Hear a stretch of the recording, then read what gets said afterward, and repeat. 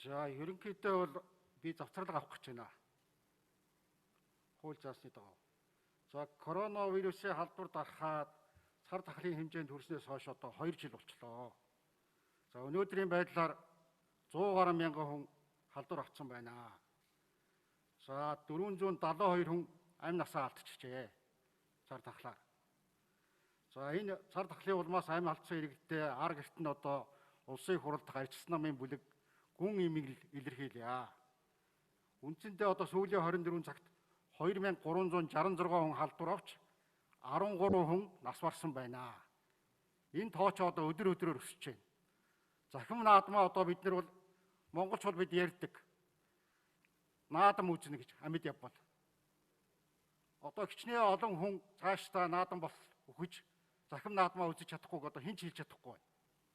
Гэтэл одоо засгийн газар биднэрт юу гэж амлаж ирсэн? 6 сарын 15-нд хэвийн амьдралдаа Монгол улс шилжин орно гэж хэлж ирсэн. Гэтэл энэ байдал одоо яг эсрэгээр болж байна шүү нөхдөө. За Монгол улсын их хурл 2020 оны 4-р сарын 29-ний өдөр коронавирус халдварын цар тахлаас урьдчилан сэргийлэх, тэмцэх, нийгмийн эдийн засгт үзүүлэх сөрөг нөлөөллийг бууруулах тухай хуулийг яаралтай горимоор хэлэлцэн баталсан бөгөөд 2020 оны 12-р сарын 31-ний өдөр, 2021 оны 1-р сарын 29-ний өдөр тус хуульд нэмэлт өөрчлөлт оруулах хуулийн үйлчлэлийн хугацааг сунгасан. Гэтэл өнөөдөр одоо энэ засгийн газар юу яриа сууж байгааг нөхөр ард түмэн л буруутай юм шиг л яриа сууж байна. Бүх асуудлыг бид нар шийдэж өгсөн. Өнөөдрийг хүртэл хуулийн хэрэгжил тун хангалтгүй байгаа бөгөөд засгийн газар, улсын онцгой комисс, цар тахалтай тэмцэх стратеги төлөвлөгөө оновчгүй, хэрэгжүүлэх төсөл хөтөлбөр арга хэмжээ эрэмблээгүй. Ирсэн өнөөдөр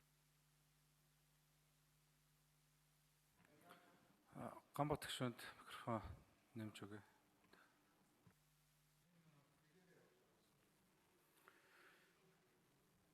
Хоёр жилийн хугацаанд одоо хоёр засгийн газар дамжуул нийтдээ 15.1 их найт төгрөг зарцуулсан байна. Гэсэн ч одоо үр дүн багтаа. Одоо энэ хуулиар далимдуулаад гисэг бүлэг хүн төсөв санхүү, зээл тусламж завшиж үр дүнгүй зарцуулсаар байна. Энэ одоо өнөөдрийн нөхцөл байдлаар илэрж байна. Цаашдаа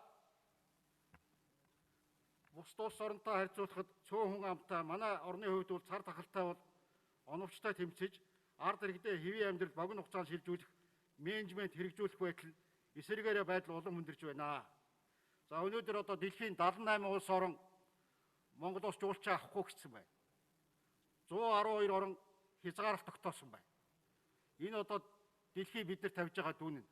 Хэдийгээр вакцинжуулалтаараа эхний 10 улсад орж байгаа ийм сайн мэдээтэй боловч энэ